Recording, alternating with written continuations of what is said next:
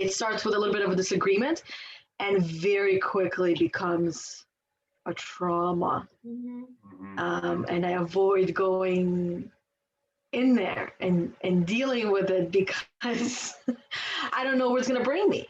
Good for you for recognizing it that early. Like sometimes it can sneak up on us, and we can attract people, like our karma attracts people into our lives to recreate trauma. And it might be so subtle and over time. Like I have a lot of trauma around being taken advantage of. And so I attract either people who take advantage of me or people who recognize my energy and therefore offer support and some kind of protection or camaraderie. And so I attract it all. And the like being taken advantage of can be so subtle and just like build and build until I reach the point of recognizing, okay, I'm feeling resentment. And like, what are the things I'm feeling? And then recognizing, oh, it's not as simple as a clear communication because there's so much trauma around that. Yeah. And we can also, hearing you say that sometimes when we recognize that we have that resentment coming up or might feel guilty or shamed, we can get addicted to those feelings as well and keep those people around because, I mean, honestly, because there's comfort in that. Yeah. Because it's a familiar feeling, even though it's not a good feeling, we don't enjoy it, but we keep those people around because it's comforting. There's safety in it. Right? But then once we get rid of them, this is where we start to feel a little uneasy.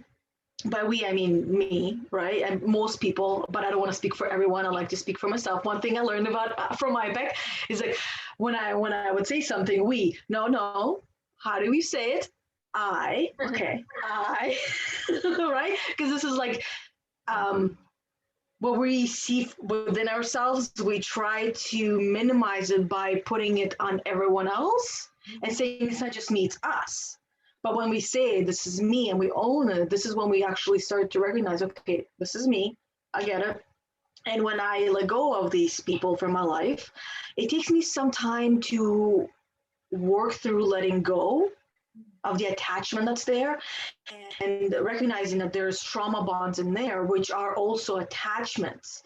And with some people, I've done quite a few like cord cutting visualizations, and I still find myself going back to doing that because whenever they pop back into my life, everything else just kind of like comes back. I'm like, why am I feeling this way again? I don't like it. And I know exactly where it's coming from, like the actual experience that caused all of that. Because up until that experience, everything felt really great and awesome and fun. And then all of a sudden, from that experience, I no longer felt safe. I no longer felt like this individual knew me or understood me because they were projecting a lot of themselves and a lot of the stuff that they were watching on TV onto me. And basically, they came across as that person did not even know me one bit. After 2 years of opening up and talking and speaking, after 2 years, and this is where some people are really good at pretending to be somebody else, where they come across as they are very spiritual, that they get you, they understand you, that they don't judge you. And then 2 years in, all of a sudden, like, I was like, oh my God, are you kidding me? And that's what really hurt the most, is that I felt very safe with this person because they're so good at playing the game. And then once they started pointing finger at me and saying, accusing me of playing the game, I was like, ooh, this is making sense. And I see that it's actually you that's playing the game, because little, like, all the red flags started to come up, and throughout, like, going back to over the 2 years, I'm like, oh my God, it was just right in front of me, but I wanted to believe that I wasn't the only one that was like that. Mm-hmm. Right? I was gonna say, I love patience because of this. It's like I used to run into relationships so quickly. Somebody I met, we had this immediate connection. Little did I know it was because I was opening them up. And like I didn't realize at the time, like, this is what I did. I just held up the mirror for people to open up, and like getting taken advantage of in relationships that aren't serving me, one-sided, not reciprocal. And like with patience, I learned to just quiet myself and understand, like, my ego wanted to talk right away, just chill and watch this new being interact with other people. Mm-hmm. Watch how they're interacting with everyone around me, stay close to myself, still open up, still engage, but know that like I need to see how they're interacting when I'm not watching. Mm-hmm. I need to see how that integrity is standing firm, and ensure that A through Z, everybody is being treated the same and I'm not being treated any differently. The moment I start to see like subtle differences, it's like, okay, so what is going on? And I don't mean like subtle differences in like an engagement in conversation, because everyone has their own lexicon, everybody has their own way of speaking, but like favoritism and just supporting this person more but taking from this person, it's like, okay, so how is this going to interact with me? Mm-hmm. Mm-hmm. Yeah. And that's exactly what I started to recognize too, because from the very beginning, it was gossiping type of conversations, and I don't do that. I've always cut out those people in my life, but for some reason, with this with this woman, it didn't feel like gossip. It felt like she was asking for help and helping to understand what could be happening. And of course, every time I would speak up and try to defend a person I've never met, it would be, you've never met her, you don't know her. And then she would get a little bit upset and not talk about it, but yet I would hear about it through the grapevine. Mm-hmm. Right? Whereas she would talk to her husband, and then my husband would hear it and then tell me about it, that what you said about, I can't remember exactly what was said, but because I was expressing that I understand where she's coming from, because she was raised by a narcissistic mother, so it would make sense that she herself has a lot of narcissistic qualities, and it's not her fault that she is doing these things, but it is your job and your responsibility to let go of it and just forgive her. And that right there was like, oh my God, how dare you tell me it's my fault? Mm-hmm. Right? Through the grapevine. Yana, this is so funny because your experience, like right down to, like, I know we talked about reality shows playing a role in someone's psyche as like what they perceive as normal and what they attract in their lives, and everything you're describing, I experienced. I'm trying to think of when it was, like right after the last time I volunteered at the New England Cannabis Convention, and my participation there sparked this really exposure in this other person. And it's because like just as you're saying, I thought that my relationship with this woman was based in a mutual shared passion for seeking truth and uncovering and healing. And all along I served as, a coach, like especially when we're first coaching, and like I had this relationship with her while I was going through IPEC, and so while I was going through training, so she was like, great, you can coach me and practice.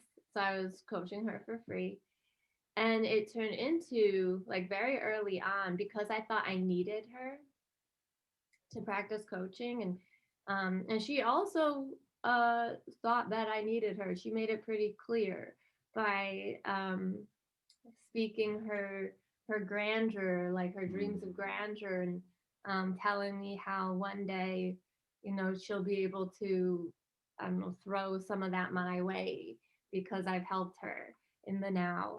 And I bought into it. I was like, yeah, because I'm a coach, I believe everybody's gonna be a star if they're accessing their true potential. So I'm like, yeah, of course she's gonna be a star.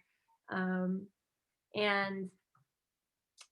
what that turned into was she began taking advantage of my time, just calling me out of the blue whenever she had it seemed like whenever she had a thought in her head, or conflict in her head, she would call me to work through it, and it was taking up pretty much all day, every day. And one day she called, and she like specified that she wanted to gossip. And when she would call me, it'd catch me off guard. So one reason why I love having coaching as a platform is because we have our scheduled calls, and in between that, there's no need for communication back and forth. And I mean, I have openings for email and everything that I could get to my own time, but my clients know, um, I'm not at their every whim. But this woman and we did not have boundaries early on. So when she would call, I'd be caught off guard and not be able to set up, like, get in my space, put on my coaching hat, so that I could offer accountability and hold up the mirror. And so one day she called and she was like, I want to gossip. And I was like, okay. And I was like, well, I don't really feel like it's gossiping when we're working through things. Um, but her gossip, she wanted to gossip about a specific group of women. And I heard her out and acknowledged and validated what she was feeling, because it was all understandable. We're all humans living in our stories, what we experience. It's all understandable when we break it down. That's what I thought we were doing. And then I went to the cannabis convention. She saw me with the women that she would gossip about, and she just had a meltdown. And then she called me two-sided in a group chat. Called me a bad word. I won't share, but it's kind of funny. The C word. But yeah, in a group chat, and she just like went off on me. Wow. And for a while, I was still recovering from trauma from a relationship, still healing PTSD from that. I realized she was really a reflection of my ex. Like, they were kind of treating me the same way. So so my process, like, it was half wanting to believe her, wanting to believe the accusation she was making about me, just because I don't know, it's easier, and as you said, it's familiar, to torture myself like that.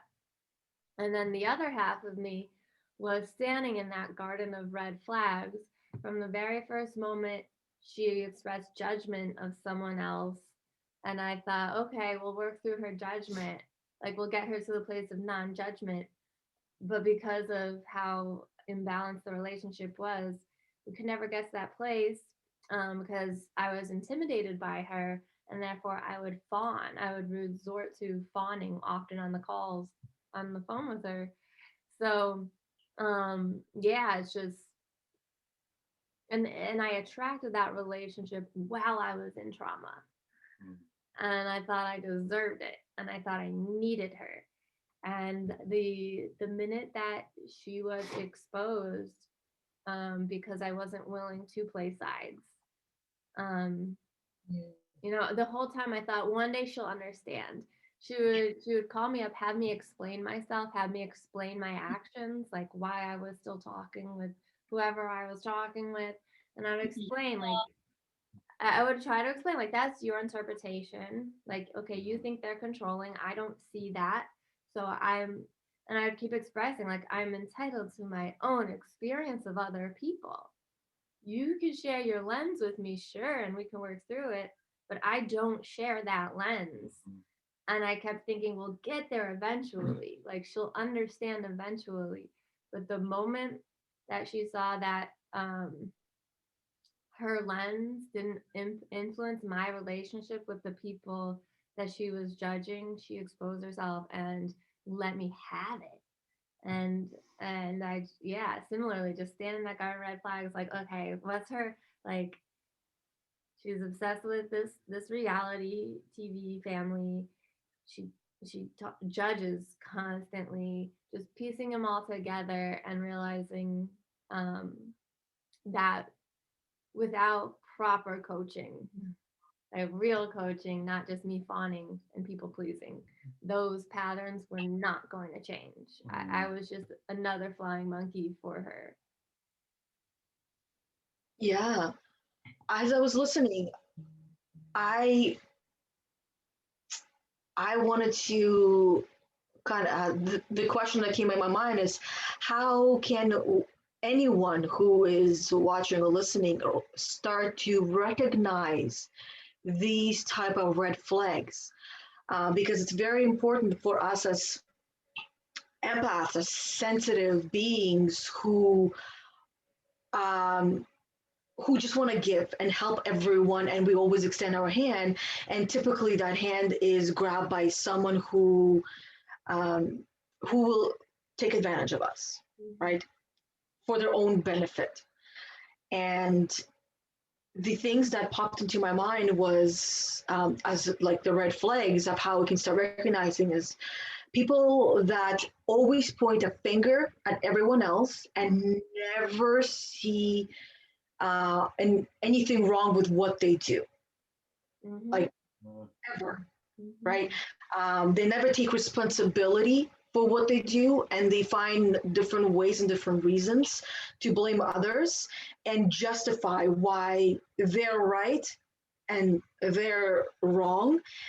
Complain a lot about others and everyone, and again, not taking responsibility and recognizing that they have the power to change it, to shift it, right? And take ownership, and seeing faults in everyone around them, but not being able to see their faults.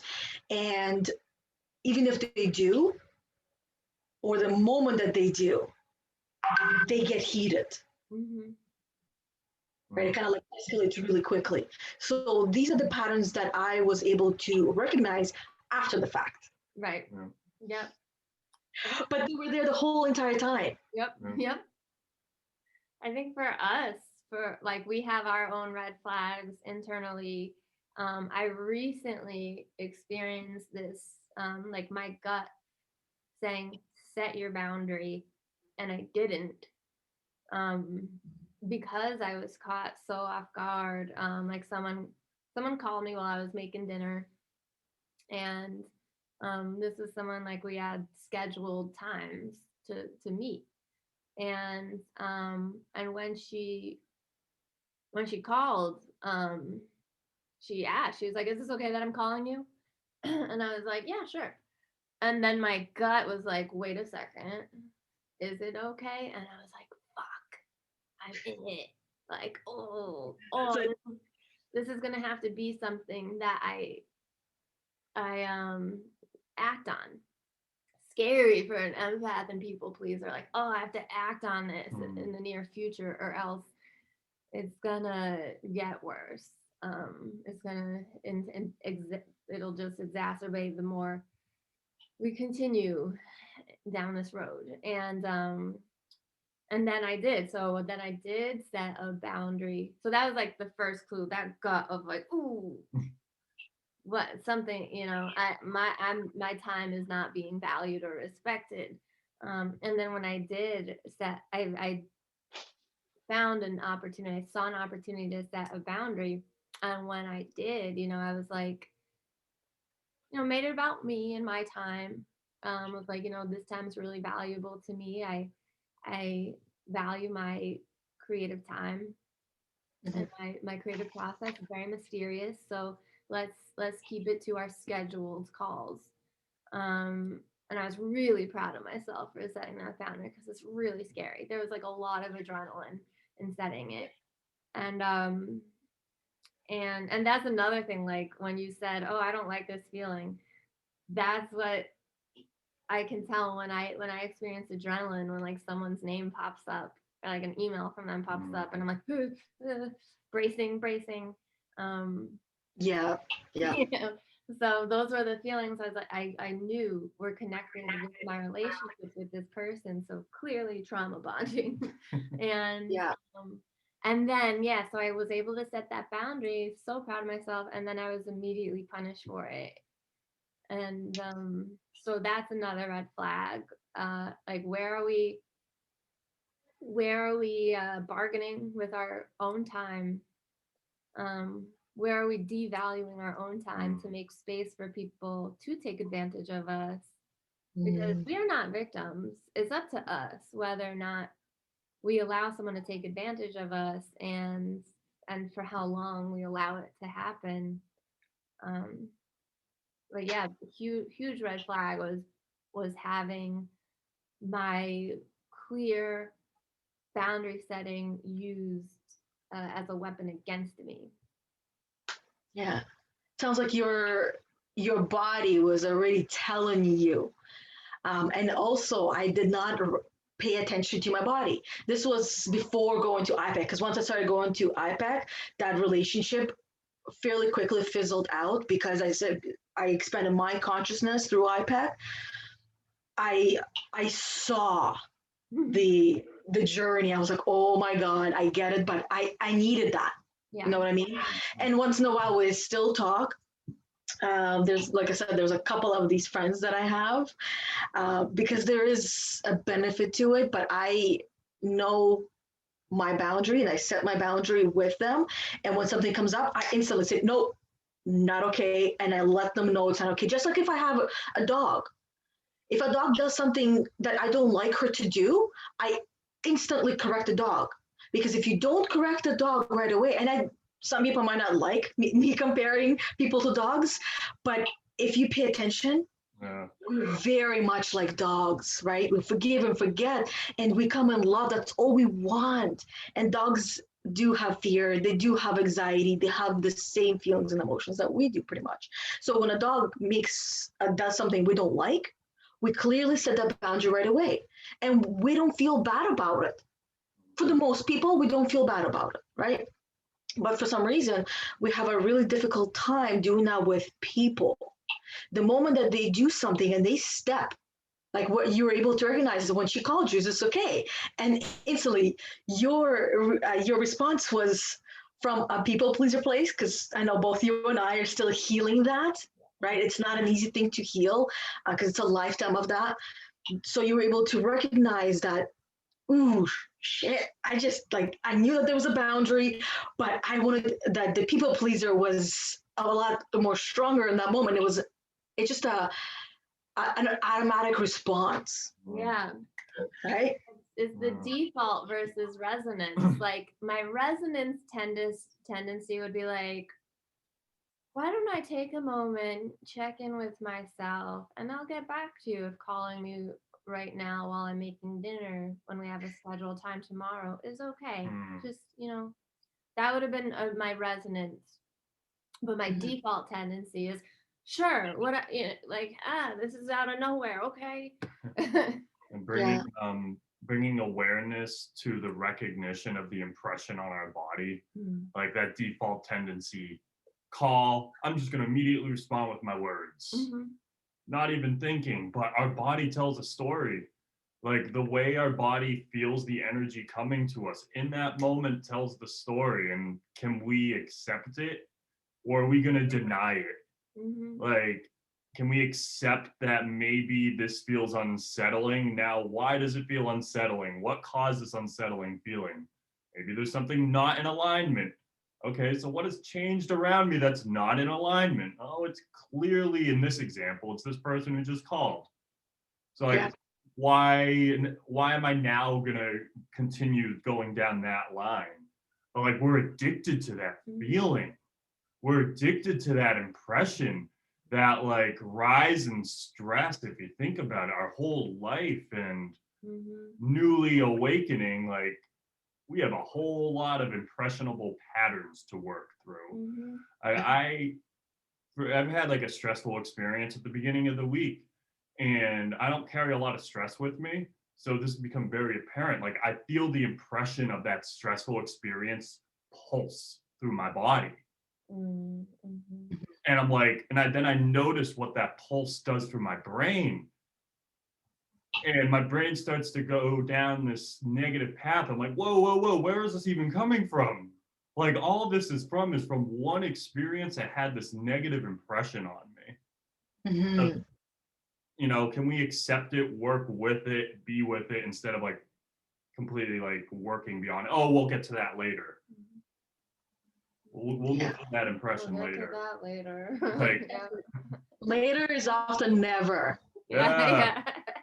I know that. That's why I tell people when something comes up, don't put it away for later, because later you're less likely to actually take action and do something about it, because you will forget quite a bit. So experience is so fresh and you're so aware of it. I'm curious to hear what did you do to help yourself to work through it? I use a technique called the RAIN technique. So first, I recognized what happened. I recognized, like, so in the moment of stress, Rachel really helped me with this, to like recognize I was in a stressful experience. Later on, I recognized that I was still in it. And then once I recognized it, I allowed it the space to be there. By allowing it the space, I like separated myself from it. And I began to give it, I began to personify it. So then you go into I and investigate, where I like to think of this as having tea with the experience that just happened. So now me and the experience, me and the stress are talking with each other about what's going on. Like, here's what happened. Here's how you're feeling. Recognizing, like, this did go through a traumatic, like something happened here, but I'm going to give it the space. And then after we talk, I'm going to nurture it with love.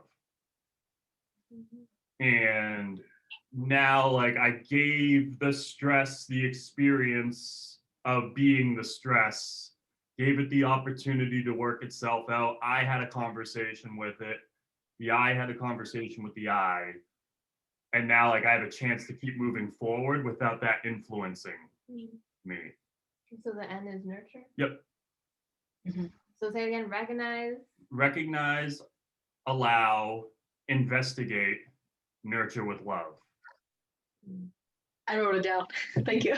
Yeah. Listening, take notes. I always tell my clients and everyone, take notes. This stuff, like, it's gold. Yeah. Something and this is just like, it's a tool. It is a tool, absolutely. That was taught by, some of the our most potent archetypes at the moment, like these meditation teachers. But something else that I recognized about that experience in particular, when people have done a lot of work on themselves, it shows. So you, like, for me, it was really clear that you were experiencing stress because you were like, I didn't recognize you. I was like, who is this person? Like, you were like moving really fast, and like kind of, it was like I was watching you like spin in circles, and I was like, this is like, and I was just like sitting there holding the cat, like, and it was unusual, it was unusual to see you like that. So I also knew it wasn't going to last. Whereas people who maybe haven't done work on their stress, it's not as noticeable because the stress, like, that's their default. So, like, it's a norm. Yeah. So it was actually really cool to see, like, oh, the fact that it was so unusual to see you like frustrated and like that and stressing out like that was pretty cool. Whereas, like when I was living in my parents' house, for example, the my dad's stress would just come out like if he couldn't get a fork out of the dishwasher, it'd be like a whole like, oh fuck. And then my mom would sigh, like my mom just kind of like walks around sighing, like love my parents, no shame there. Just patterns. Like I don't, not judging at all. These are just patterns I notice.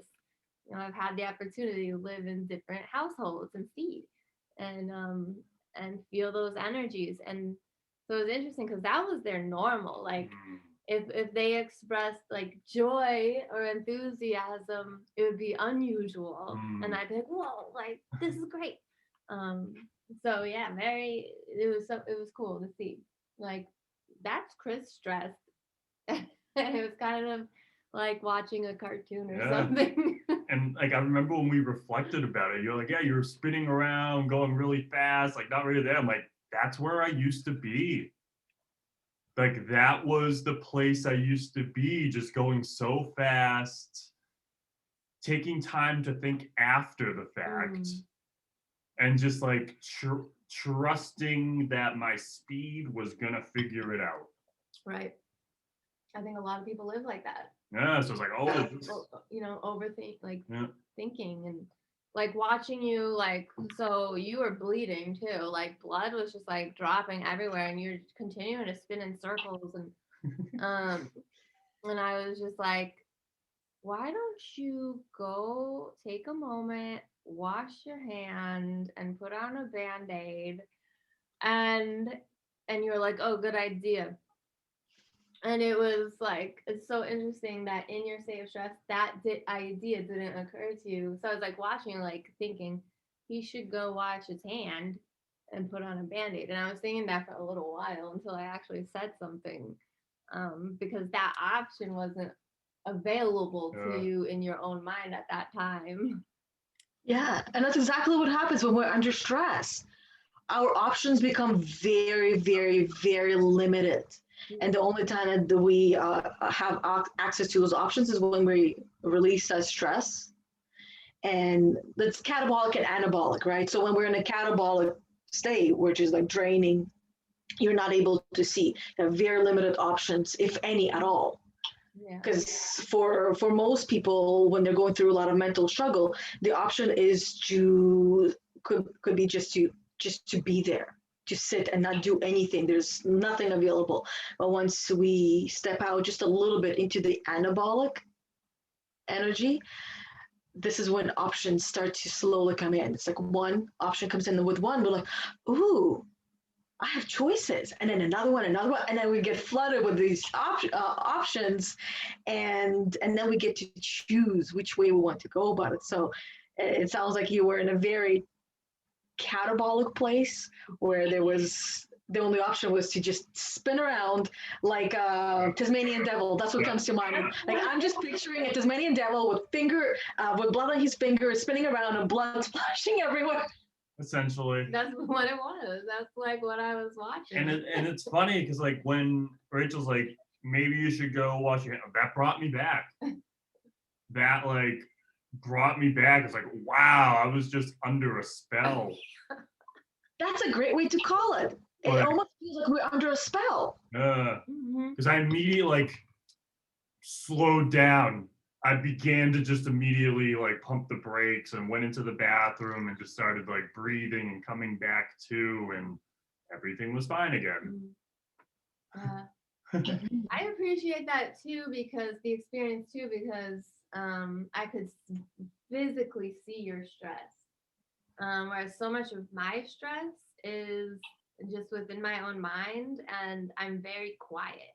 Like when I am working through stress, I'm very quiet. I'm not present. Like I could be sitting in front of the TV. You might think I'm watching TV, and I am not. I am going through it in my mind, and that's a very like it's harder to separate the self from the stress and see it when it's like all within. Yeah. And it's harder for our partners to recognize it as well, unless they've learned that your stress, your suffering place is in the silence. Yeah. Yeah. Yeah. My partner, for the most part, is now able to recognize when I am there, because I spin, kind of like, it's a combination of the both of you. I spin around because I also have ADHD, so I spin and I'm like darting from one place to another. I need to do this, I need to do that, because things need to get done, and I'm very quiet and in my head, and not vocal, which is, I mean, anyone that knows me knows that that's not me. Because right, I like to talk a lot, right? So this is where my partner, for the most part, is able to recognize, and he just starts asking, like, what's wrong, what's happening, right, with you. And sometimes it's before I reach that burnout or overwhelm, or sometimes it's like in the beginning of the stages or right in the middle. But for me, it shows up pretty much the same. But once I am in that burnout and overwhelm place, that's where I can't focus. I don't think clearly. Sometimes there's no thought process at all, and I just sit and don't know what to do with myself. Yep. Yeah. Mm-hmm. And as we were talking before about the, like, recognizing trauma in relationships, or recognizing that these red flags and patterns in relationships, because we were talking about how to start to recognize them, how anyone that's watching or listening can start to see these flags, right, or this whack-a-mole that are coming up and you're not whacking them. And we started talking about how our energy speaks for us. Yeah. How when we are in a conversation with someone or hanging out with someone, we can feel that energy like shift within ourselves. And like for me, it was, and again, I didn't recognize it right away because I thought it was just me, something with me, maybe like a thought or something triggered. But later I recognized that when my heart would start to pump, like anxiety or a little panic out of nowhere, or I would feel really like fuzzy and disoriented, that it wasn't me, it was the other energy of the person. And the other thing for me, what happens sometimes is I become so aware of my facial muscles. And it's a really weird feeling. It's like I feel like my face is almost like I have no control over it, and it's almost like melting or moving, and I feel like I look like this and I have this weird smile, even though I don't, it's a straight face. It just feels really, really odd. And I don't even know how to explain it, but that's another way that I'm starting to recognize that there's something going on in the other person's mind, and I feel judged in that moment. Mm-hmm. And that's when my face starts to, I don't know, feels like a separate thing from me, that I don't really have very much control of it. Yeah. That's so interesting, because we've never talked about this, but I experienced something so similar. And I've actually, like, I've been in moments where I've been experiencing it, and then have attended a guided meditation, where we're doing a body scan, and we're told to relax the jaw. And I'm like, no, I can't. I'm too uncomfortable. Like, yeah. I need this stress. Yeah. I'm like, I can't do it right now. Later. Yeah. Later, yeah. Too many people are judging me, or whatever it is. That, like, the body, yeah, it's a contraction, and the body does it. But yeah, my face, when I am in the true resonance of soul, my face is relaxed. When I'm trying to, I don't know, I'm trying to think, like, what are the thoughts going through my head when my face, I think they're all some version of not enough or not good enough. When my face is like, doesn't feel like it's relaxed, or like it's contorting in some weird way. It's like literally putting on a mask. Yeah. And I think for me, it's also because energetically, my face and my body is telling me, run. Don't it's like, I guess, like a narcissist, right?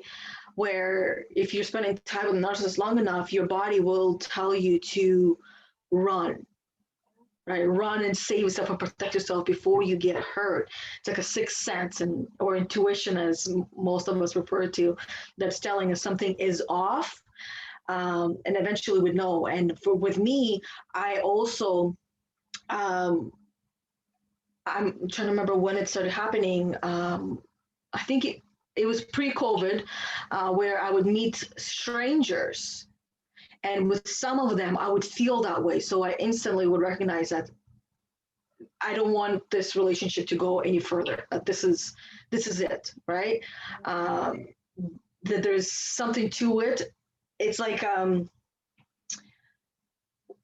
we don't, when we meet someone, we don't know everything about them, and it takes us time to get to know them, and for us to also show ourselves.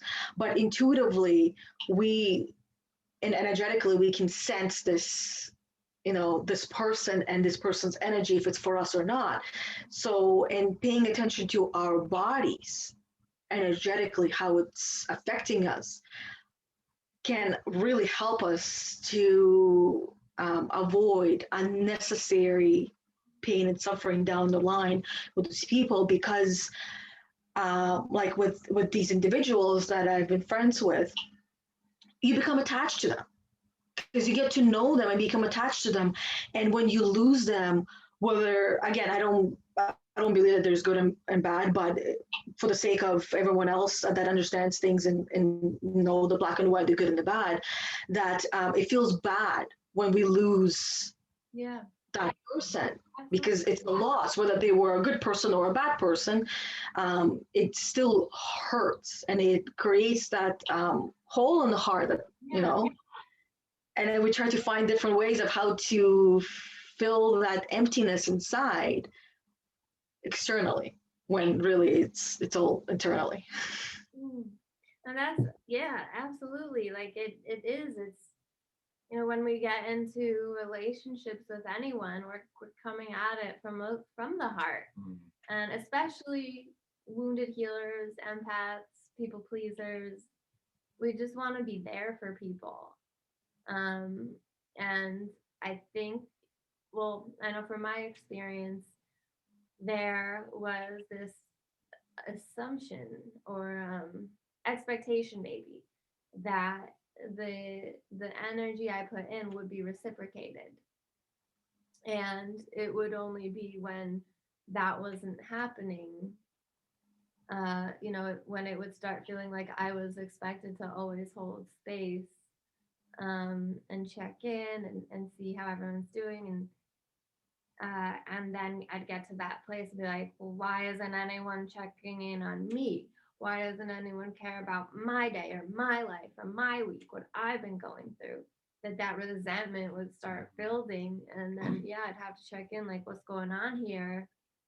And that why am I afraid of setting boundaries? And I think it's that, like, it's a couple of things. One is what you touched on, that fear of loss. Like, if I set a boundary, this person's not going to get anything out of our friendship anymore, and therefore will have no use for me. And so that's a fear that comes up. And then another is wanting their approval.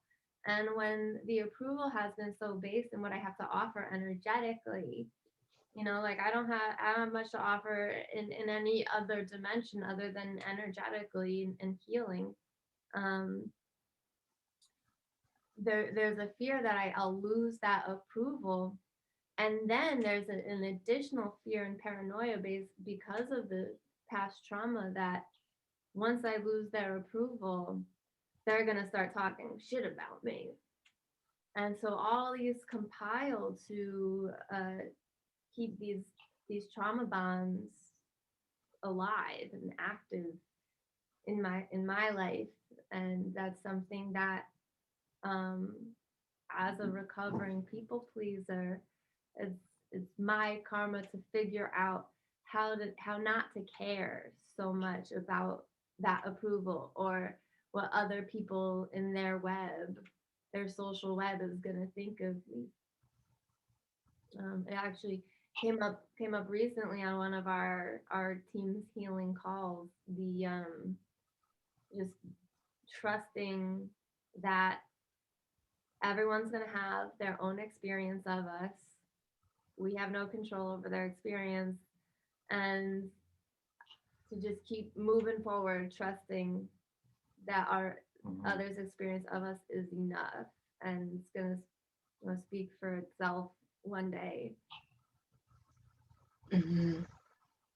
No, thank you for sharing that, because those are very, very, very real fears, and most of them are primal fears, something that we have been carrying as a species, as a breed, so to speak, right? As fear of loss and being alone and kicked out of the tribe, and then the tribe talking about you behind your back, which is gossip, right? Especially, and that, like, when we are in a relationship with a person who gossips a lot, that's a very, very, very rational fear to have. Yes. So talk about us, because all we know of them is them gossiping about everyone in their life. And then here's also what happened in this relationship with I mean, we all talk about each other, but there's a difference between talking just to help ourselves to understand and share the experience, and then there's gossiping, right? Gossiping is about the same person over and over again, or people over and over again. And then and this relationship, what happened is a couple of the people that she was talking about came back into her life, so she stopped talking about them, right? Because now they're friends, and then I became friends with them, and that's exactly when this person stopped talking about them. And I don't go and I talk and I make my own assumptions about individuals. At the end of the day, when a little bird chirps in your ear, that stuff is still gonna stay behind. Yeah. Right. And I don't like chirping, especially when it comes from a place where you do not take responsibility for any of your actions, and you believe that you did absolutely nothing wrong. Where at the end of the day, if a relationship ends, both parties are responsible for that. Yeah, and it doesn't have to be as upsetting, I guess, as we make it to be. Like, I think one of the most beautiful things about being human is that we do have attachments to other humans, emotional attachments. And yeah, it does go back to the primal days. We needed that emotional attachment to survive. And I love it. I think it's so beautiful that with love comes loss. And that's what makes any relationship so scary to begin, to enter into. Because we don't know if it's going to be forever. We might lose them. And so the trust that everybody comes into our lives for a reason can be really powerful, and trust that if people exit our lives, it's also for a reason, and we can experience the pain of the loss, the fear of, oh well, they're probably talking shit about me now, whatever comes with that loss, while also realizing it's growth. It's all growth, and it's okay. Yeah. Recognizing that, people come into our lives for a reason, then also recognizing that they might not always supposed to be in our life. And like, accepting that right out the bat, accepting it. You're here now, the now is the only thing that's really real. Any of the future relationship is an imagination. It's an illusion. And like time, like I could say I'm ending our relationship now because it's no longer serving me. But that now could change 5 years from now. Like we're not necessarily over forever, but in this time, in this timeline, we're done. It's not personal. It's just how the energy works. It's just how the energy is. But that's like hard to get to. Like I remember, like without adding some kind of judgment to it. You're like, oh, I now owe somebody a whole relationship. I owe them future time. Why the fuck am I owing someone future time? The time that isn't even real, time that's not even guaranteed. But like, I'm now connected to you, and now that's always going to be there. I don't know. Something that you said, so when you said, you know, I'm ending this relationship now, I thought a thought that came up was, oh, but it doesn't end in that moment, because the entanglement still lives and it takes so long to work its way out of the body, the mind, like the thought of someone, for example, in the case of a people pleaser in a relationship with someone who takes advantage, you know, getting to that point of being like, this doesn't serve me, setting the boundary, this ends now. It doesn't, because those patterns still replay mentally. Like it's done enough damage psychologically. It doesn't end. It takes a while to work itself out and to keep coming back to self-compassion, forgiveness, compassion for that person, forgiveness, and then like stress will come up, blame will be there, self-blame, blaming the other person, and it takes a while. And I think that's where a lot of the fear of ending the relationship, like if it just ended now, if we could be like, oh, no longer in alignment, done, cool. If it was that simple and that objective, I think we would be setting boundaries left and right. But it's not. There's so much that comes after the boundary setting that's where like the trauma recreation occurs. It's extremely fragile time period. Like you set the boundary and that's going to cause a ripple. It's like, okay, now we have to recreate our foundation. The foundation just went through an earthquake. And are we going to create, like, is there going to be a fault? Is there going to be a sinkhole that creates that you fall back into the pattern? Or is the sinkhole going to create, and I'm going to witness it? Be like, okay, there it is. You can be there. I'm just going to maintain walking like around it until it finally comes back.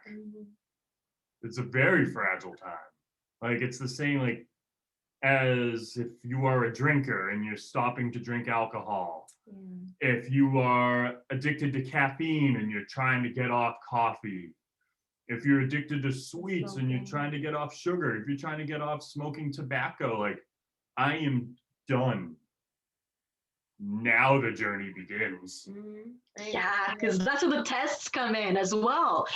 Because the moment that you say, I am done, okay, let's see how dedicated you are to this decision that you have just made. Let me help you really to solidify this statement that you've made, this intention of I am done. And this happens for everything in our life. And that's why like people say, I want to work on my patience. Why are all these things happening to me? Why now? Well, because you have just stated to the universe, you want to work on your patience. How are you supposed to work on your patience if you don't have any opportunities to work on your patience, to strengthen it? That's why these things are happening, because you've asked, you ask and you shall receive. You ask and you receive, and you don't want it, then don't ask. Right? You're done. Yeah. And then, done. Well, that's where the pain is. Like Yana, I don't know if you remember the pain gain model. Yeah, I do. So like the energies in the costs of giving up. So whether it's a relationship or, smoking cigarettes, drinking whatever it is, that the energy is in the pain of giving it up, and the pain of actually I'm going to pull it out real quick. Yeah, good. We can like take ourselves through it from like from a people pleaser perspective, because in training we did it from the perspective of quitting smoking, and that's where, because there's so much energy, because there's so much energy on, so there's what is the pain or cost to remain in this situation. There's not as much energy there. What are the benefits of making the change? Also not much energy attached to that. And here's where the energy is. How does the client benefit from the current situation? So a lot of energy there. And what costs have to be made in order to make the change? A lot of energy around that. So so when we have the energy around the benefit from the current situation and the cost to making the change, that's what's going to come up the most. So let's say we're saying, I'm done, I'm quitting smoking cigarettes. That's when the universe is going to show us like the social situation of people standing outside smoking cigarettes and be like, oh yeah, it looks nice, doesn't it? Because of the pain and of not having that, and the benefit of being able to join that circle and that social circle of smoking cigs. Yeah.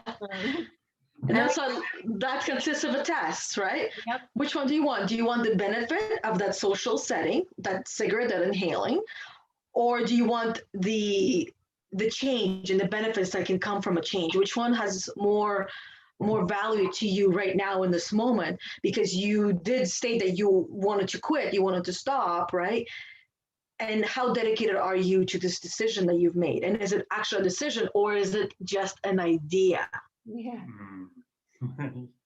Right? So that's the other thing, because a lot of us, and including myself, I recently, like this week, recognized that I've been, this is where it's difficult when you have a very creative mind. You have a lot of ideas, a lot of things that come to you, and I put them down as goals. Right? And I'm really excited, like, yeah. And then I look down and I have like 1,000 goals to go after. And then I was able to recognize that most of them are just ideas. They're just thoughts that I wasn't fully bought into it. And the only way that it will become a goal is when I am bought into it and am going through that pain and gain, where what's the benefit of this, and what do I need to change, and what do I need to do, and then taking action right away. Mm-hmm. Yep. Yeah. And then there was something else that Chris, you said earlier with in the relationships that we I can't remember exactly how you said it, but you were talking about that some people come into our life for a short period of time, some people come to our life for a really long period of time. And most people, this is what I want to say about that, is most people are not aware of that truth. Mm-hmm. And then even if they are aware, like myself, I'm very aware that that is how things are in our life, that people come and go. It's like sometimes a revolving door, depending on the individual. And sometimes these people stay here for a while. With this particular individual, I felt and I thought that this is going to be a forever relationship, that it was not going to end, and I was holding on to it, and that's what was really causing me a lot of pain, is because I automatically assumed that it was going to be forever, and I completely ignored the fact that I know that nothing lasts forever, and especially when it comes to other people and other energies in our life. So it took me time to let go of that attachment, right? that's where a lot of pain can come from as well. Absolutely. And as much as I warn others and teach others about the dangers of future tripping, I can't stop my mind from future tripping. So when other people come into my life, and I think that there's this magic, or like this mutually beneficial magic, my brain will start thinking, well, we're like, oh, we're gonna have this life together as a community, and which Yeah. also brings up the awareness that uh, that each person we invite into our lives also has quantum entanglement with all these other people in their lives. So, for example, when we met, I had my set of people, your set of people. We have no idea how much the quantum entanglement outside of each other might affect our relationship with each other.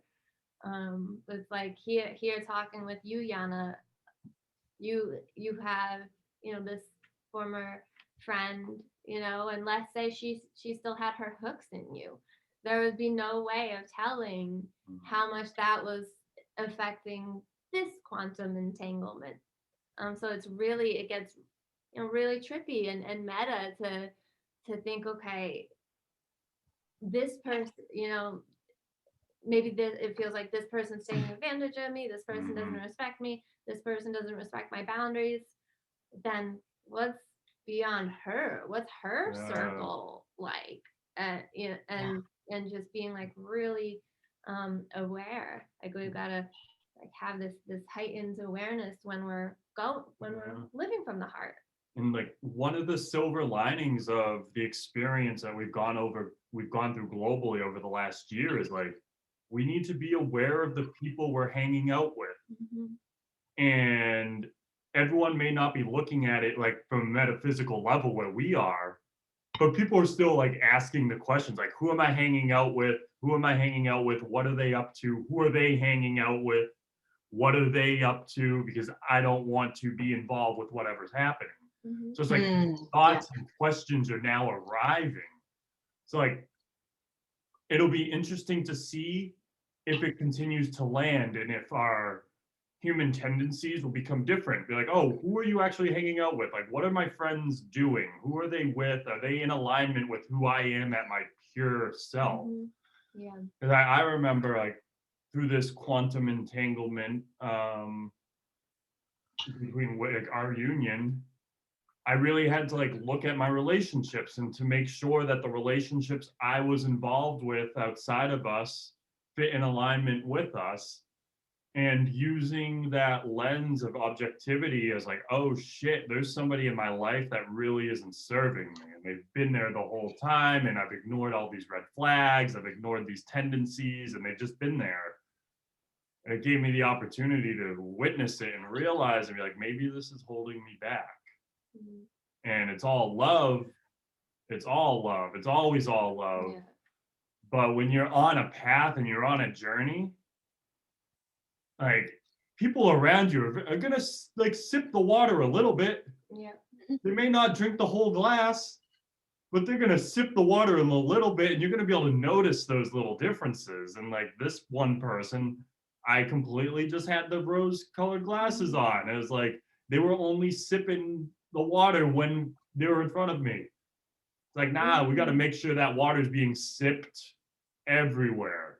No, I'm not saying you need to change your life and become all spiritual and believe in the creator and believe in God and believe in this, but believe in yourself.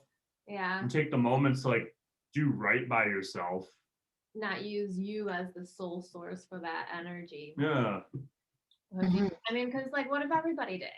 Like if there's someone in our lives and they are taking up a lot of our time, and we make excuses for them because we tell ourselves, well, they're on their journey. I have this energy and these tools and wisdom and compassion to offer. I'm a safe space for them. What if we were a safe space for everybody? Usually it's just like one or two people in our lives, and they're usually people who generally operate from a sense of entitlement, if people, it's pretty clear when someone feels entitled to our time and energy. Yeah. Effectively, it's pretty clear, and when they don't show that same, when it's not reciprocated, you leave the conversation or whatever feeling a bit drained, have to recharge, and that's where I offer objectivity. Like, what if everybody do it? We seem to make exceptions for these one or two people. Yeah. What if we made those exceptions for everybody? We'd have nothing left. Yeah. That's amazing. Like that fixation on the one or two people. And then we step back, we realize we have a whole community of like, we'll say 20, 25, 30 people. Why aren't those other 28 people, those other 28 people respect our time, right? Yeah. Yeah. And the way I'm visualizing, because Rachel knows, and probably you know by now as well, like I visualize things and I see it as like objects. So I see it and I like analogy. So what I'm hearing you guys say is that we are like, if we are a well full of water and everybody comes drink out of the well of water, it's going to run dry, completely dry.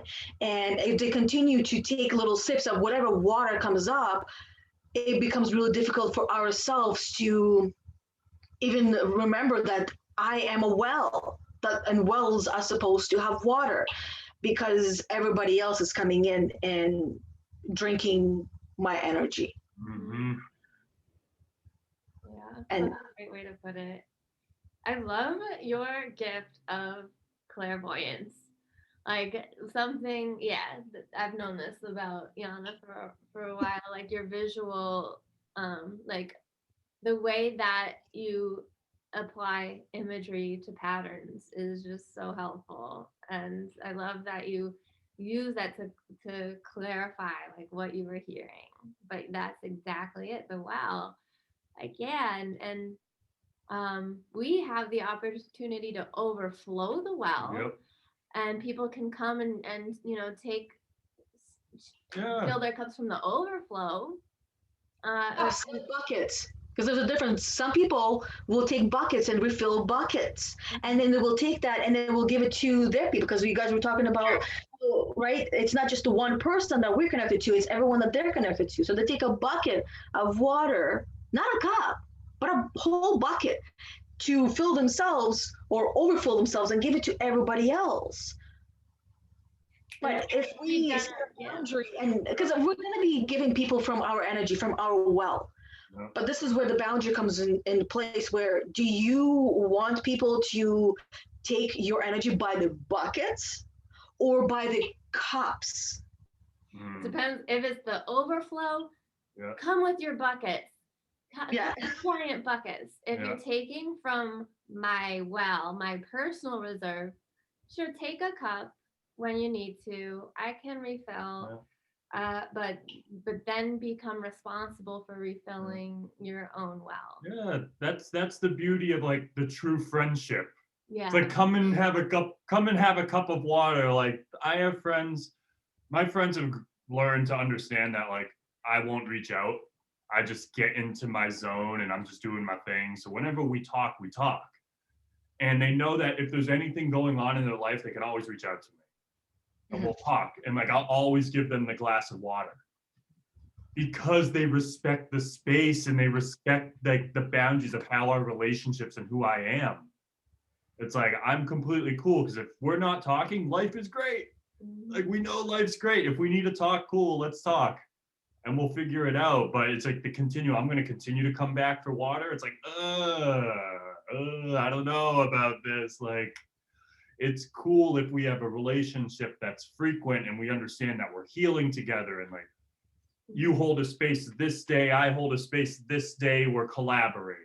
Cool. Now we're just going to keep going back and forth. Like we're exchanging glasses of water.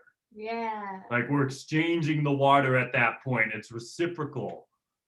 But like as a natural well, the rainwater fills it up. You know, it could, if we don't have rain in our life and it's not filling up that well, we can't water the soil, can't water our own soil, let alone water the soils of the neighboring farms. Yeah, or become dehydrated. Yep. Yep. Which you basically, the way I hear dehydration is depression, Mm. right? Because you give and you give and you give, and it brings you to a place of darkness where you're really like empty and dry and sad and depressed because everything feels like it's gone and everybody keeps taking and taking and taking, right? I'm talking to the level 1 people right now. Oh, you're talking to me. Like this is, I've been like watching myself lately. Like the first time I took the ELI assessment, I had a lot of level 4 when not under stress, a lot of level 1 when under stress. Then I took it, then I did a lot of work, took it again 3 years later, had when not under stress, a lot of level 7. That was my primary, and it was lovely. And then, when under stress, still mostly level 1, but like way less of a percentage. And then lately I've been watching myself and I'm like, how did I get back to 4-1? And I think it's because it happens with growth, like when I'd just be on my own, and then working one-on-one with a client be one thing, but working on a team or more people, trying to create retreats and stuff like that, I've been watching myself dipping back into my like lifelong default people pleaser pattern. So as you're talking, I'm like, that's me. That's I get to the place of being like, woe is me. Like nobody cares. Nobody values what I do. I offer all this all day, blah, blah, blah. And I just like hear my pity party.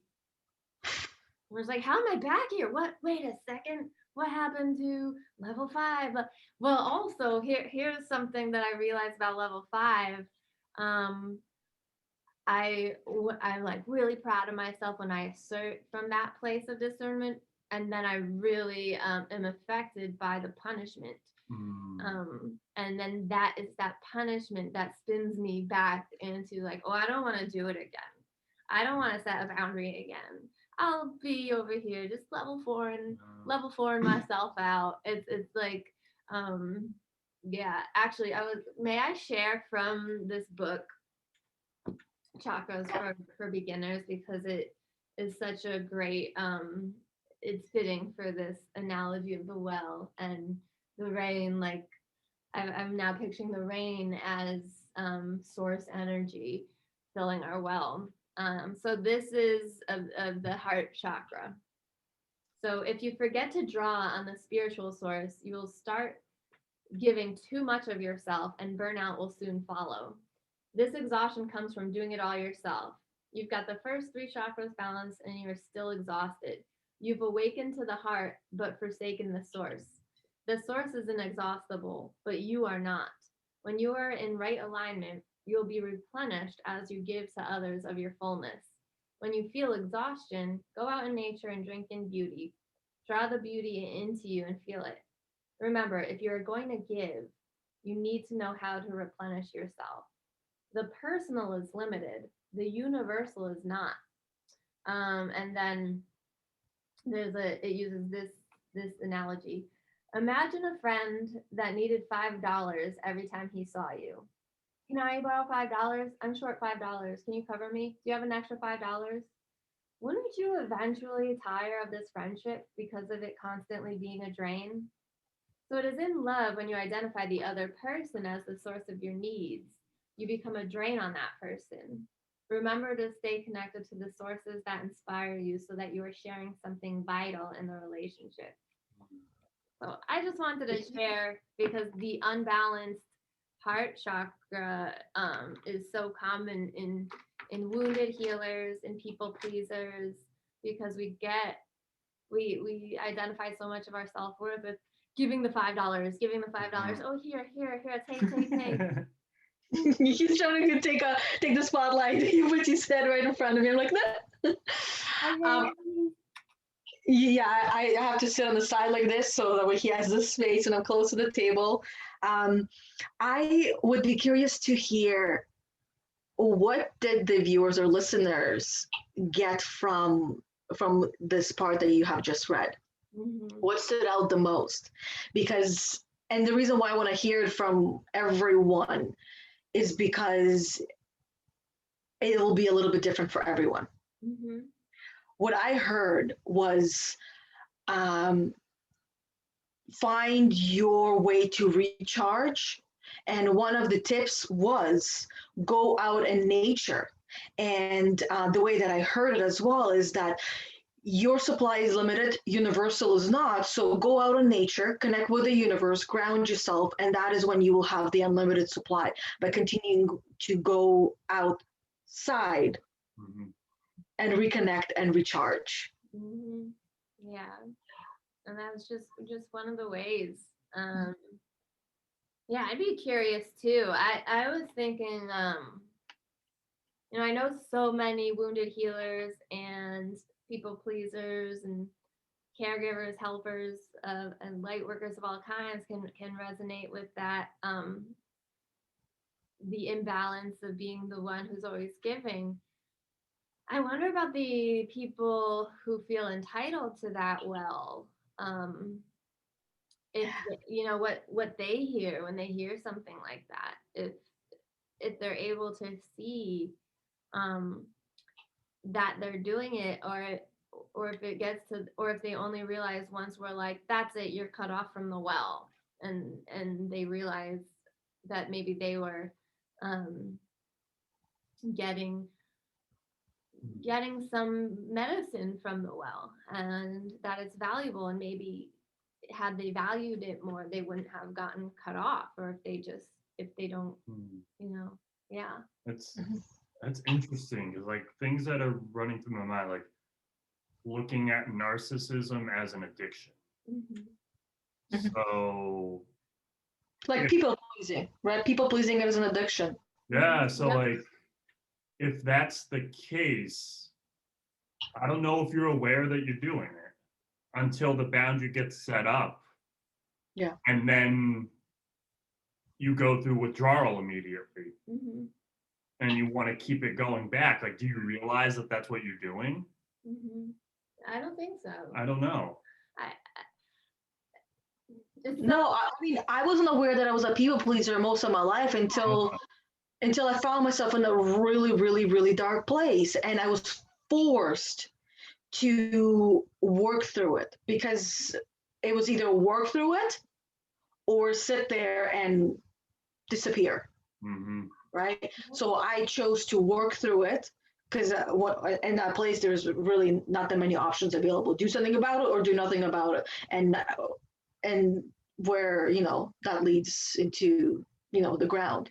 And I wasn't aware that a lot of my my my darkness, my heaviness was coming from a people pleaser place where I was level fouring through everything, caring for everyone. Level 4 is a caregiver where you're giving and giving and giving and making sure everyone has everything, doing everything for everyone, especially as a parent. It's most parents are caregivers and level 4, and this is where I found myself just making sure that everybody else was happy and saying yes when I knew people wanted me to say yes. Mhm. Right? Otherwise, it wouldn't be asking. So I was saying yes to everything all the time, and especially to my husband. And then he would say, "Well, why didn't you do that? You said yes, you were gonna do it." But that to me, I didn't even realize that was me trying to please him, me trying to take things off his plate, put it on my plate when my plate was already full. Right? Mhm. So I I I get the point that you're talking about, that the awareness part might not be there with whatever we're working through, people pleasers or narcissists. Yeah, and I think it might be harder. I think there's more judgment around the patterns of narcissism and less judgment around the patterns of people pleasing, because in general, the people pleasers, when we hit our our burnout, it's pretty quiet. And, you know, like when I reached the burnout, I would get mopey, just really keep to myself and push everyone away until I could recharge. Almost like nobody has to know that I was even in that place. Yeah, me too. Yeah. And then with patterns of narcissism, it's really vocal and expressive, and there's like a blaze of fire and fury and damage and bridges burned way more frequently, and there's harshness and cruelty and fear.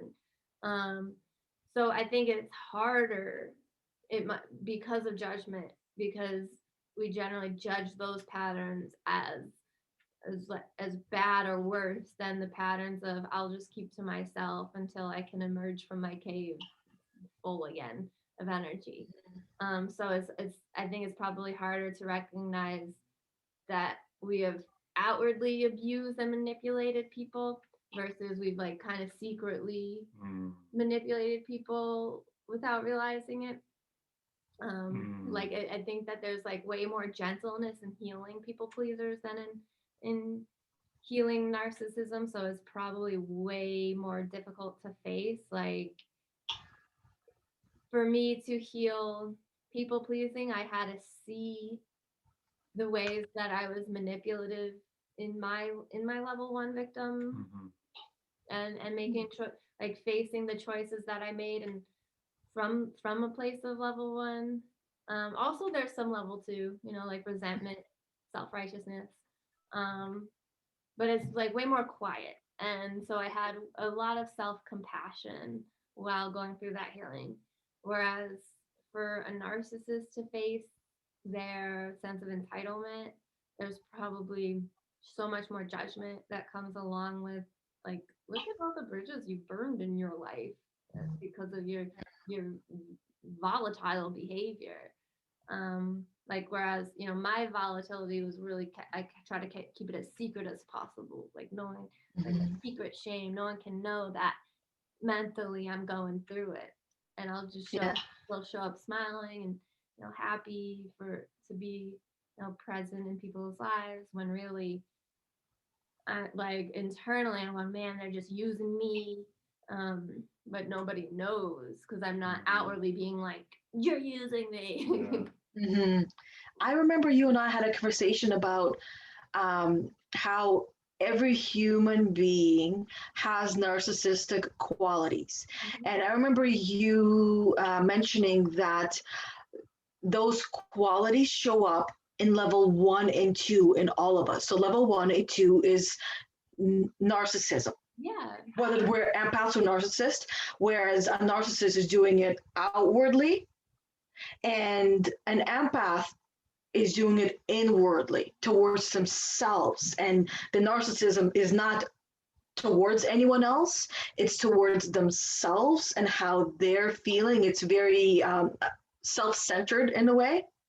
Well, so as for an narcissist, it's very self-centered, but it's pointing fingers at everyone else out loud. Yeah.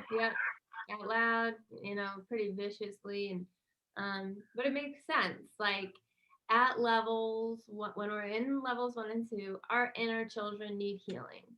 And so we can consider ourselves children, hurt, scared children in those places. And children are little narcissists. Their worlds revolve around them.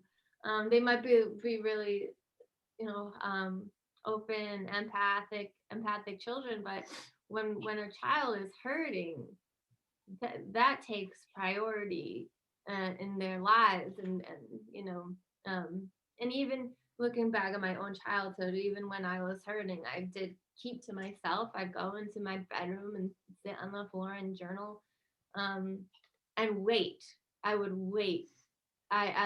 From the time I was a child, if I felt like I had been wronged or I had been hurt, I would hide in my room and wait for someone to come check on me. And if no one ever did, I would continue waiting for, you know, I might have been in my room for days until I was like, no one's gonna come check on me. I'll exit my cave now. And those patterns from childhood continued. Whereas if something went wrong for my oldest brother, the firstborn, who probably really enjoyed life with mom and dad before I came along. But if anything went wrong for him, the whole family knew about it, and the whole family was a team in soothing him. So I now, as a 35-year-old adult, repeat these same patterns of I will hide until someone checks on me, and he does the same patterns of if something goes wrong, we're all gonna hear about it and be tiptoeing around him. But we're gonna be tiptoeing either way. If I'm hiding in my cave and not sharing, not expressing, there's just like an aura of like discomfort around me. People are gonna tiptoe either way, whether I'm being harsh or not. I really enjoy this recognition of like the people pleaser can be like, it can be just as magnified as the narcissist. And it's just like internal abuse where we're setting ourselves up to be victimized. And then we ask for empathy for the victimization that we put ourselves through.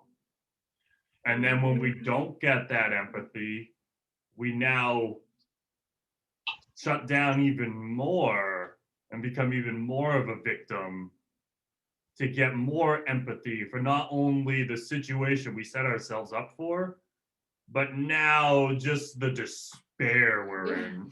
Yeah. It almost sounds like we can be just as bad as narcissists. Just as needy. Just as needy.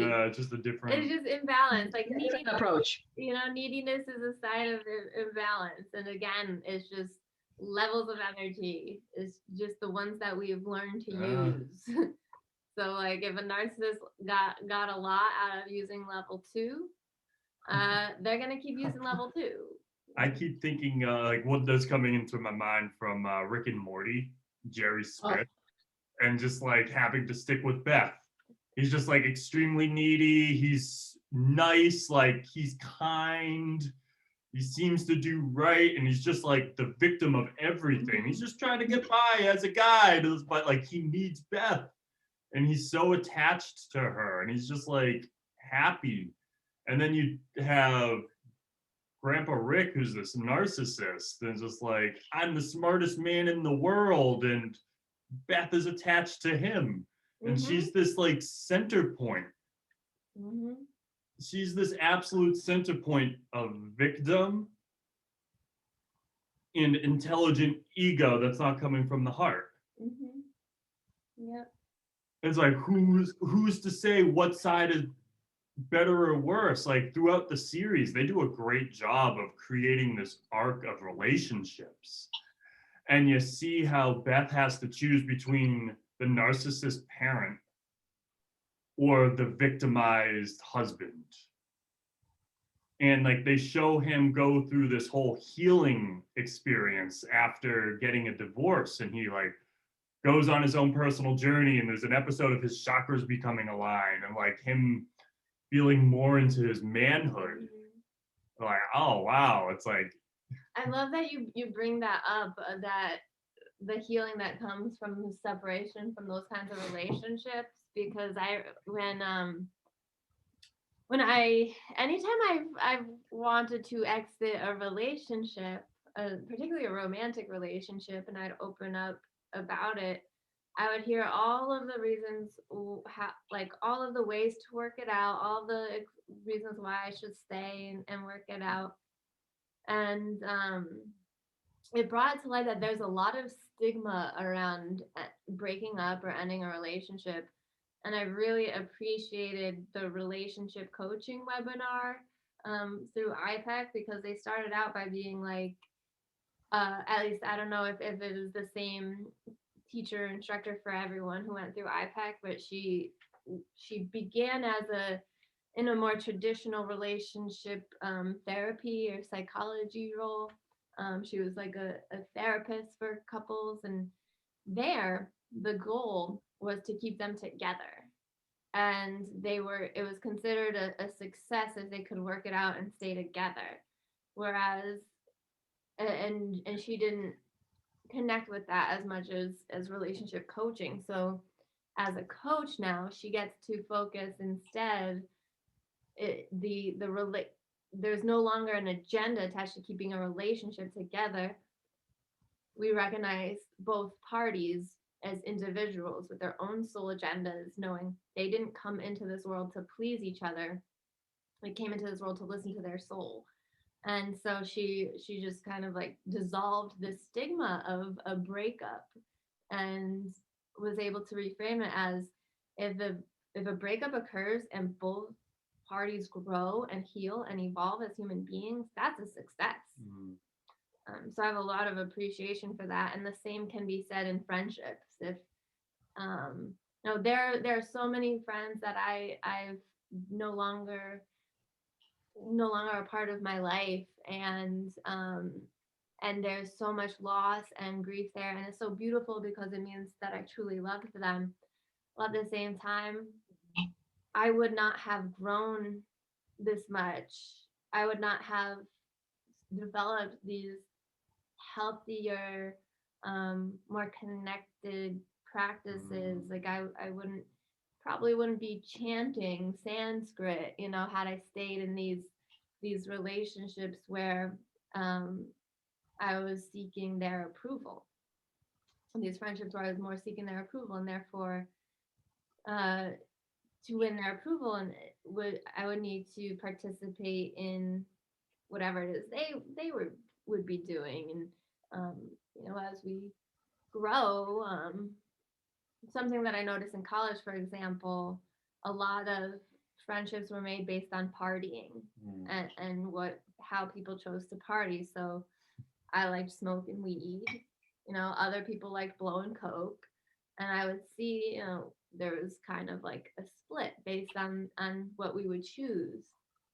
And it wouldn't benefit me to try to fit in with the people who were blowing coke all the time, even though I wanted their approval. They seemed like, they were like the rich kids in school and stuff.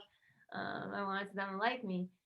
And I had to just like get over, like even one of my friends from freshman year of college, she kind of like ditched our friend group for that kind of like for the coke and pills and whatnot. And I was over there smoking weed, and they were judging us, we were judging them. But really it was just like an organic breakup, like no judgment. She likes partying that way, I like partying this way. And so something I recognize as we grow, the ways that we socialize can determine the patterns of behavior that we allow into our lives and become normalized, because our social circle depends on us regularly joining it in these whatever practices that the social circle engages in, whether it's chanting Sanskrit or blowing coke. And I'm not saying either are good or bad or right or wrong. It's just what everybody chooses at different times in their lives. I like to think like we're all on one long road. We just take different forks along the road, and we're just going these different ways. We're still on the same path, and eventually, like, we could take other forks that lead back to that main road, and it's okay. It's completely okay. Like, we all have these situations and moments that change the way we're gonna be, and like in this moment, Coke could be it. In this moment, marijuana could be it. Awesome. Well, we're still on the same road. Yeah, we'll see you at the ocean. Yeah. We'll all meet at the ocean. We'll all meet at the butt hut. We'll all meet at the cigarette area, because that's like the portal where everyone gets together somehow. That's true. After a concert or something. Yeah, like everyone meets at cigarettes. Like, I'll meet you there, man. We're all on the same journey, right? We're all searching for the same thing, and that is happiness and joy. We just have different understanding and views and beliefs of what that looks like.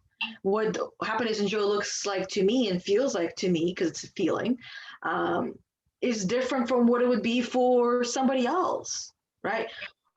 Bruce talks about that in The Law of Being, where he was in couples coaching or coaching a couple, and they believed that they needed to get a divorce because they had different goals and different dreams. They wanted different things, and he helped them to realize that they have the same goals and dreams. They just have different views and different beliefs of what it means to them. One wanted to travel the world, and the other one, I can't remember what he wanted to do, because I was like, ooh, I want to be that one. I want to travel the world. Right? And that's what it is. At the end of the day, all of us are going, I mean, the end destination is the same for all of us. Mm-hmm. We're searching for the same things. We're just doing it different ways. And there is like unlimited amount of options of how we can experience happiness and joy. Mm-hmm. Yeah. Right. And it's okay, like whatever path we choose, you know, it's okay, and we'll find friends along that path. Like exiting a group of friends that I had known for so long, it was really scary because, you know, what's outside of it. Mm-hmm. And even though I didn't connect with blowing coke or the kinds of socialization that being in that setting would require for me to be a participant instead of just an observer. Because what I found was when I was in social situations that were not, you know, where the shared engagement wasn't what I would practice or choose on my own, then I would end up just being an observer, just like on the outside looking in, mm-hmm. being like, oh man, I really love these people, but I just like don't know how to connect. And and it would just like feel like a separation of self the entire time, just separation. And then I would feel relieved not being in their presence anymore, because then I could return to who I am. And it's scary because like what, you know, I had all the thoughts like, what if this is it? What if it's just like me always on the outside looking in? Like, should I start blowing coke so that I can fit in? You know, should I start doing things that I don't like, don't really resonate for me? You know, just it's not, again, no judgment, it just doesn't resonate for me. It's and I like, for the sake of having social engagement, would toy with the idea of taking up things that didn't resonate because of that fear of like, is it just, if it's always gonna be me as like an alien on Earth looking at people being like, oh, that would be nice to get it, to like get whatever it is they all get that I don't get. It almost sounds like you were considering a toy with an idea of switching tribes. Oh yeah, well, because like, it's one group and then another group. It's like one tribe and another tribe. One tribe is doing one thing, another tribe is doing something else, and they're living in a different way. And curious about it. The scary part was there was no, like, at the times of making these decisions, there was no other tribe. So it'd be like trusting that there was out there somewhere, and I could energetically feel it. Like, you know, I could feel you in Canada through our relationship, because we had during this whole process, for me, you and I did have our virtual relationship. So I knew you existed. So I knew there must be others. But at first it didn't feel like there was. It was like, this is it. This is the only group of friends I've ever had. And I just wanted to be a part of it. I wanted to understand all the inside jokes. I wanted to be on the group text and like having the one-liners that fit in, but I just didn't get it. I just didn't get it. I felt like I can resonate with this story. I felt like I was roaming around my whole life. Like, I do have friends, and I have maintained relationships with lifelong friends, and through like I have like friends I went to high school with. I have two that I've remained close with. There's a few people from college I've remained close with, and I recognize the value in keeping those relationships and nourishing those relationships, and understand that it's all energy, and it's healthy because we're all loving each other. We're not trying to take, and we get the energy. Even if we don't get it, we understand that we're all just doing our different things. So like I find the value in hanging out with my friends that have the member berries. Like it brings such joy for me to remember those things and be with those things. But also along the way, I didn't necessarily feel connected with the groups. Like I felt like an outsider the entire time, like even through like high school, going to college and making these profound individual relationships, but never finding a group or a home, never feeling comfortable engaging in group conversations, like finding the humor in these little jokes. Like I'd have unbelievable one-on-one relationships. Yeah, me too. But why couldn't I fit into a group? Yeah. It made no fucking sense to me. It's like I can create a group and lead a group, but I can't be a part of the group. It made no sense, but I continued to push. And it truly wasn't until I discovered my yoga community in Worcester that I felt this sense of home, that I felt like this sense of inclusion in a group, and none of us knew each other, but we had this like other feeling. It became a home of others. Like we all found each other. It's like, oh, we're others. We have this calling, but here we are. Now let's discuss. It's a call. Like, and it's okay. Like I've grown to enjoy having these other types of relationships. It used to cause a lot of inner angst. Like, why aren't you here with me? Like, why can't we all just get it together? But like, you know what? This is great. Like, it's really great because it's playful. And some people love being in the status quo and like love just doing it and they're fulfilled by it. It's like, oh, awesome. It's not my job to say you're not fulfilled by what you're doing. Like I'm here to support the fulfillment that you're feeling. Yeah. Yep. Mm-hmm. And that just helped me. Like tonight, I'm going to go hang out with a friend that I've been friends with my whole life. And we're on just different energetic paths. But we still love each other and we still care each other and we still push for each other's growth. And I'm thankful for those. I'm thankful for not cutting off those relationships, but also fine tuning the relationships and understanding the ones I didn't need to continue to carry. Yeah, which is important, I believe, like letting go of those that no longer serving us and we're not serving them, that we're not just holding on to it just for the sake of a number in our pocket, that we have this many friends, right? For like kind of like bragging rights in a way, right? I have this many friends. I personally don't have any childhood long friends. I'm originally from Russia, so we kept in contact. I came here when I was 13 years old, and I continued to send letters because there was no internet really back then. This was like 1999 when we came to Canada, and we stopped writing letters to each other when I was about 15 years old.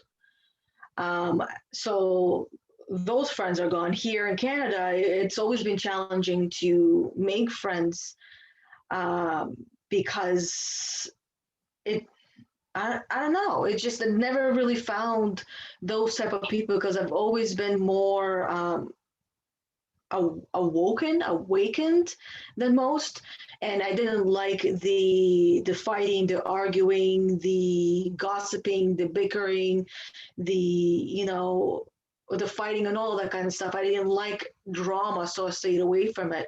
And I've always been the kind of person that, like you said, Chris,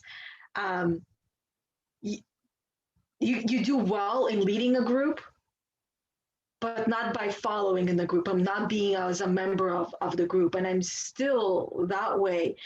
And even like when we would be hanging out with friends, when it's one-on-one, love it, great. Somebody else is in there.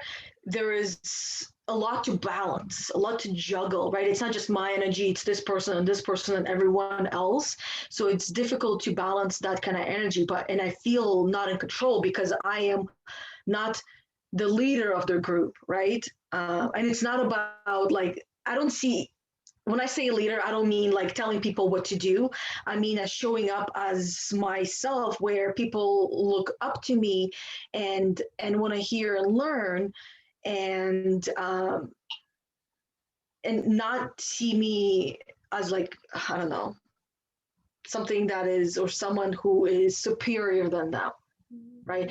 I mean it as an equal, but I bring a little bit more to the table. And I guess like that's what I'm trying to say, like with the groups, it's difficult to balance that out, because, and also kind of checking in and making sure that everyone is happy, that nobody feels left out. If like in a group of people, if two people are talking and the rest of the people are sitting there, I start to feel guilty. Yeah. That they're not being included, and that's one of the biggest reasons why I don't like. And that's why in that example, that's what I mean as a leader. Then I, as a leader, would make sure that everybody is included in this conversation. I would bring them into the conversation, and it wouldn't be just me and this one person talking, or these two people talking. I want to make sure that everybody's participating equally, kind of like leading a group as a coach. I ask a question, right, and everybody gets a turn in responding and contributing to the conversation. Nobody feels left out, or like they're sitting on the bench waiting to be invited into the conversation. Yeah. That's what I mean when I say as a leader, that I feel like it's my job then to make sure that everybody's part of that conversation. Yeah. What I'm hearing from both of you, like you're both describing what it is to create and set a container. And so if you are creating the container and the people around you know it, maybe not conceptually, but energetically can feel it, you're creating a container and you're trusted with that, then it flows so nicely.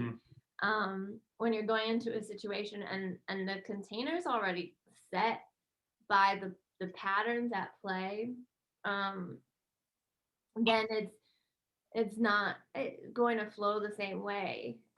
Like I'm thinking of a particular example. So last year around this time, I went to, it was called Fire on the Mountain. It was a Grateful Dead whole music festival weekend up in Maine at a ski resort. And I brought my cacao and crystals and like all my tools to practice ceremony. There was another group of friends who I was just getting to know and love their energy. But when it came time for the after party, that's where I was like, okay, there's two separate containers being made here. One is the after party that involves more coke and that kind of stuff, with which I wouldn't even feel comfortable going to, because I couldn't even contribute financially. Coke's expensive, and so I didn't even feel like I could show up at that party, and even if I wasn't participating in that enjoyment,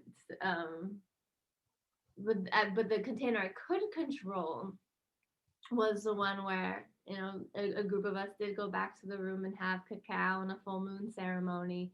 That container felt more organic and natural for me. So again, like, I'm not saying one's better or one's worse or one's right, one's wrong. It's just the recognition of two separate containers. If I went to this one, I'd probably be sitting in a corner feeling uncomfortable. Whereas in this one with the ceremony, I can surrender and trust, and those joining in the circle could trust and go way deeper. Like I'm personally on this constant hunt for depth and intimacy in my relationships. So in parties, like, yeah, I loved the one-on-one. If I was at a party and got into a one-on-one with someone, I was in and I loved it, and I got what I needed out of the party. I'd walk away with that relationship. But in general, it would just be me watching a party happening. Just watching a party happen, and then I'd leave. This is cool. Yeah, that's what it looks like to have fun. Yeah. I wish I could be a regular human and have fun. I just didn't know what fun meant. That it took a long time to understand what fun for me meant, and it might mean getting real weird and intimate and talking about feelings like this, for example. So much fun for me, clearly, because we've been going since 10 a.m. I know. Clearly having a blast. But if I asked my mom, for example, to do this, have a talk like this, it would literally be torture for her. So, just figuring out was fun. Yeah. I totally agree. It's like I also look at them like, oh my God, I gotta go because I gotta leave the house at 12. Wow. That's funny. And I didn't realize. But that's what, to me, this is fun. Like, I love deep, intimate connections, building them and growing them and continuing to grow them. We've been talking today since 10 o'clock, but in general, we've been talking for what, 2 years now? Just over 2.5 years. And in the beginning, I thought, well, kind of like halfway through, I'm like, what if we ran out of things to talk about? How are we going to continue to connect? And then it's like, it just gets deeper and deeper and deeper and deeper each and every time we talk. I think that's what frightens people about intimacy. Yeah, a lot of people are actually really, really scared of intimacy, but then think about it this way. Our fears are those flags that tell us which direction our soul wants us to go. So if you have a fear, anybody who's listening or watching has a fear of deep, intimate connection, seek it out. Jump out of that airplane. You have a parachute. You can always pull out and go in a different direction if you want, but try it, see what happens. And I can pretty much guarantee you, you're going to feel, I don't even know how to explain it. It's like you feel whole and loved and connected and sense of belonging. Like I remember before I met you, Rachel, I had this, and I used to cry all the time about it. It's like I kept saying to myself and thinking that I don't belong here. I don't belong on this planet. And I keep wanting to like feel like I close my eyes and I would see like the, being out in space, and that's where I belong. And then when I met you, that's when I start to feel like I do belong here. I know that's where I came from, but I needed to find those soul sisters and brothers. And now, Chris, you're one of those brothers in my life where we belong here. We just needed to find each other so we can co-create and help others to find their soul family. We're all orbiting out in space alone and then finding each other. We have the opportunity now to embody it here on Earth and create a place where we do belong on Earth. And I honestly think that pretty much almost everybody alive today is on that journey. Because we are a bunch of empathic creatures, and intimacy is our natural state. Like, look at all of nature. It's so intimate. And I think we really all are on that journey, which is why there's so much friction and tension, because when some people embark on this journey first and are expressing intimately first, it could trigger a lot in people who fear it. So it creates a lot of polarity that does result in growth. I think pretty much every empath can relate to what you just said. That feeling like I don't belong here. I mean, and who does? Like, look around. It's a caste system. Nobody belongs in a system that's a hierarchy, except for the one person at the top of the hierarchy. But nobody else belongs in a hierarchy. So of course, a bunch of sensitive people are looking at this place being like, you know, inferiority and superiority. Like, what is this world? Why does that exist? So yeah, we have come to bring balance to this planet. Yeah. And each of us gets to contribute. Yeah. Well, this was so much fun. Honestly, like so much fun. And we shared so many stories and open up to each other and everyone who's listening and watching. Being vulnerable is a gift that once we embrace that gift, the right people start to come into our life. Yeah. The vibe really does attract the tribe. You just gotta have faith.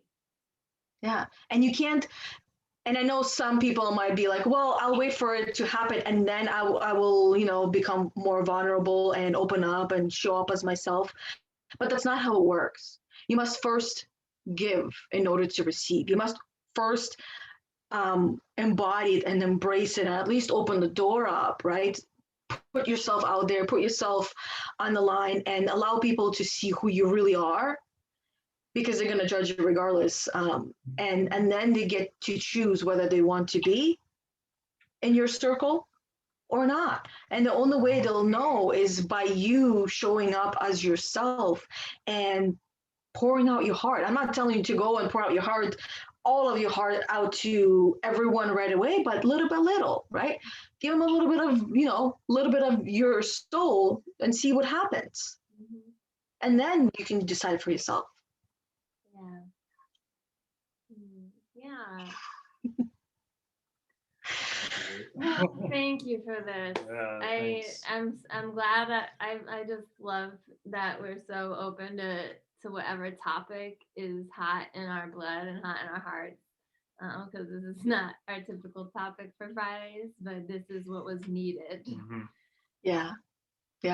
No, and I totally agree. It's needed, right? Not just for ourselves, but for anyone who will come across it. And I've always been a true believer in that everything happens for a reason, right? And if somebody stumbled upon this video, if they watched only half of it, that's what they were meant to watch. If they watched the whole entire video or listened to it, then that's what was meant to happen. Right?